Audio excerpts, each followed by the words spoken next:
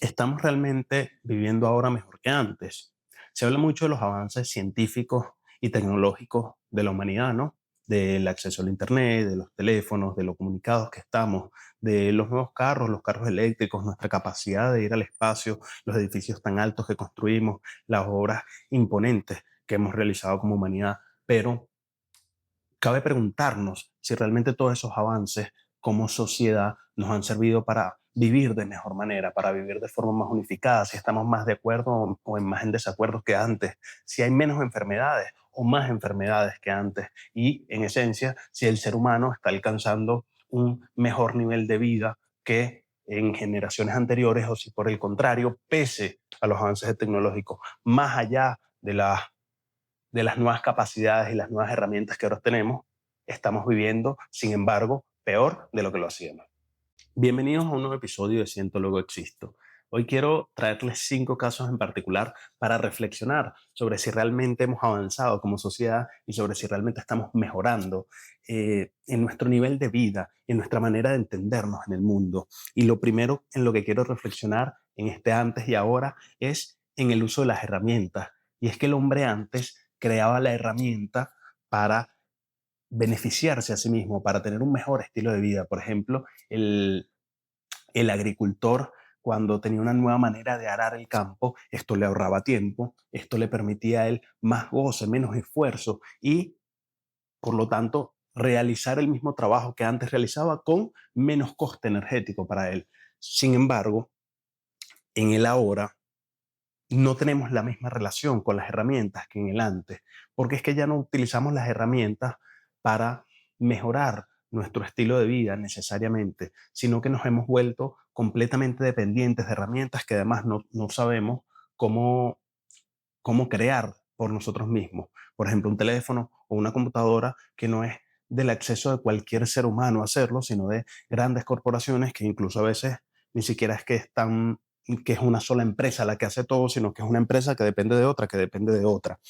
Pero además de eso, ahora la herramienta, antes el hombre creaba la herramienta para mejorar su vida, pero ahora parece que es la herramienta la que crea el hombre, porque los avances tecnológicos se nos imponen de manera tal que la herramienta termina configurándonos a nosotros. El algoritmo termina configurando la manera en la que pensamos, el algoritmo termina determinando la manera en la que vemos el mundo e incluso el nicho en el que nos quedamos enclaustrados. Y ahí hay una diferencia fundamental. Antes el hombre creaba la herramienta para mejorar su vida, pero es ahora la herramienta la que está creando al hombre y nos convertimos de cierta manera en esclavos de estas nuevas herramientas que salen porque sin reflexionar en para qué sirven, sin reflexionar en para qué son, terminamos trabajando para adquirirlas, terminamos vendiendo nuestro tiempo para adquirir esta nueva herramienta sin entender necesariamente lo que la herramienta va a significar en mi vida. Como punto número 2 en este antes y en este ahora, para reflexionar sobre hacia dónde está avanzando el mundo, yo quiero hablar un poco de la ley, de las legislaciones, de cómo antes el hombre hacía la ley para mejorar la vida en comunidad y de cómo ahora en estas grandes ciudades o en estos grandes estados, mucho más grandes de lo que solían ser en el pasado, en nombre del bien común, unos pocos legisladores crean la ley, una ley que ahoga al individuo, una ley que no sirve o que no necesariamente persigue el bienestar, sino que persigue el control. Y ahí es donde como sociedad estamos perdiendo, donde como individuos estamos perdiendo, porque en el antes las legislaciones o las leyes se creaban en pequeñas comunidades o en pequeños estados, en pro del beneficio también de quienes creaban la ley en ese entonces, pero era un beneficio más comunitario. Sin embargo, con el avance del tiempo, con la institucionalización de la política, que cada vez se fue reduciendo a menos y menos personas y que cada vez arropa a más y más personas, la ley se hace en función de quien tiene el poder y sobre todo en función de seguir manteniendo el status quo, independientemente de lo que quiera el individuo. Hay países donde un hombre no puede ir a pescar en el río si no tiene una licencia. El Estado que se endeuda y el mismo Estado que imprime el dinero cobra impuestos para mantener la ilusión de que es el impuesto el que mantiene al Estado. Las leyes se hacen no en pro de mejorar la vida del individuo, sino en pro de la institución, de la estructura, independientemente de lo que pase o no pase con el individuo. En un tercer punto, hace 100 años, el trabajo de una persona, un hombre salía a trabajar y con el fruto de su trabajo podía mantener a toda su familia, que en la mayoría de los casos era numerosa, era de varios hijos. Y ahora familias mucho más pequeñas necesitan, en la mayoría de los casos, el sustento de dos personas solo para cubrir sus necesidades básicas. Entonces, ya no podemos educar a nuestros hijos como queremos, porque si están dos personas trabajando en la calle, la educación de mi hijo necesariamente se delega al Estado o se delega a la institución educativa. Entonces, la educación la da el colegio y el padre aprovecha los pocos lapsos de tiempo que tiene, no solo para el padre y la madre, no solo para educar al hijo, sino para mantener la casa, para ir a hacer mercado, para limpiar, para planchar el uniforme, para dejarlo todo arreglado, y la educación que se da en casa se reduce al mínimo en la mayoría de los casos. Mientras que antes, con el trabajo de una persona se sustentaba toda la familia, lo que hacía que la madre sí pudiera quedarse en casa prestándole al hijo la atención debida, acompañando al hijo, compartiendo con el hijo, con las nociones que tenían en aquel entonces, ya sean buenas o ya sean malas, pero con la precisión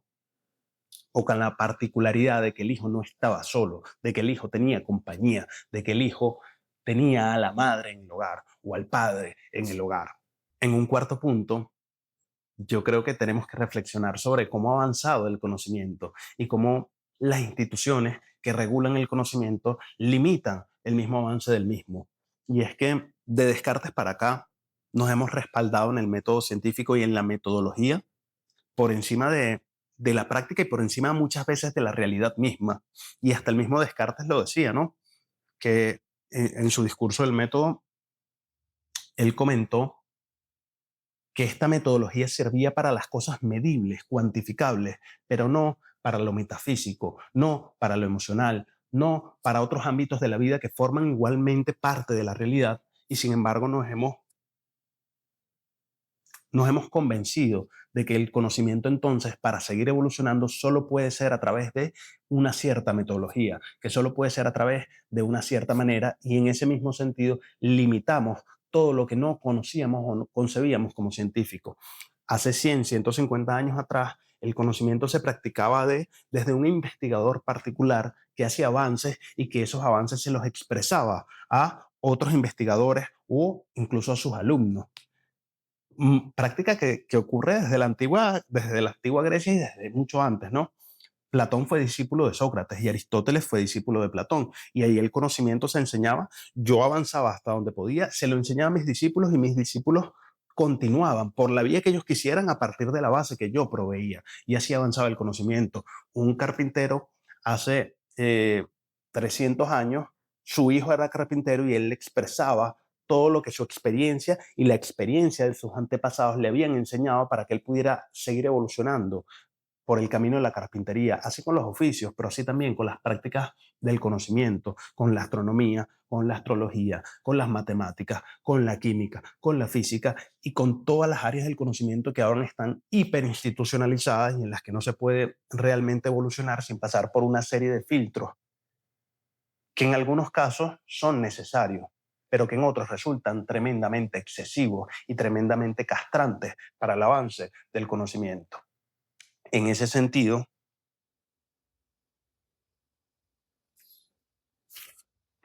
nos hemos encerrado y nos hemos limitado en los avances que realmente podemos tener como humanidad. Y en esta hiperespecialización dejamos de ver la importancia de tener un conocimiento holístico, de tener un conocimiento amplio y general sobre muchos temas y hemos completamente elevado el conocimiento hiperespecializado que te hace conocedor de una pequeña cosa en específico, pero desde un punto de vista tan limitado que no te deja ver la cosa en cuestión dentro de su contexto general y por lo tanto no te permite seguir avanzando. Por ejemplo, hemos avanzado muchísimo en el área de la medicina, sin embargo todavía no comprendemos porque es que ahora tenemos más enfermedades que antes. Y esto tiene que llamarnos a la reflexión porque entonces, ¿cómo es que estamos evolucionando?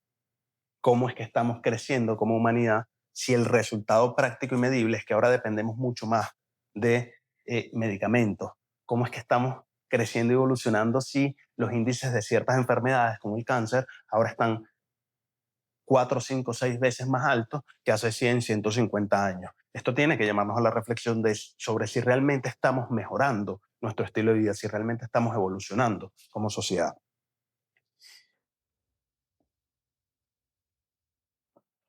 Finalmente,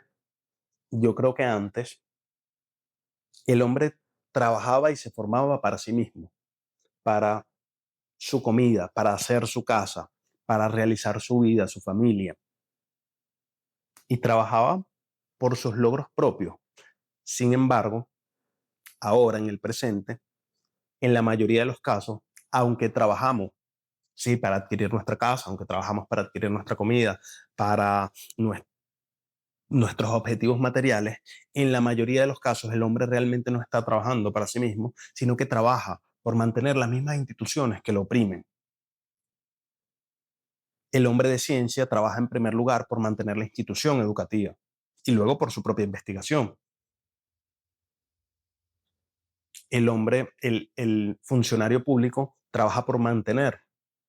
la institución pública y luego trabaja para sí mismo. E incluso el empresario o el que trabaja en una empresa trabaja para mantener el sistema económico tal y como existe y solo en última instancia trabaja para sí mismo. Entonces, antes el hombre tenía la libertad de decidir por qué vivía, mientras que ahora nacemos en un mundo donde ya todo está tan prediseñado que yo no tengo objetivos propios, yo me convierto, y no significa que no tengamos individualidad o que no tengamos una visión de qué es lo que queremos, pero en última instancia o en cierto nivel seguimos trabajando para sostener las mismas instituciones que nos hacen ver la vida solo desde una sola perspectiva, desde el mundo es de esta manera y así ha sido siempre. Y hemos terminado de crear con ello todo esto de lo que hablaba Foucault, ¿no?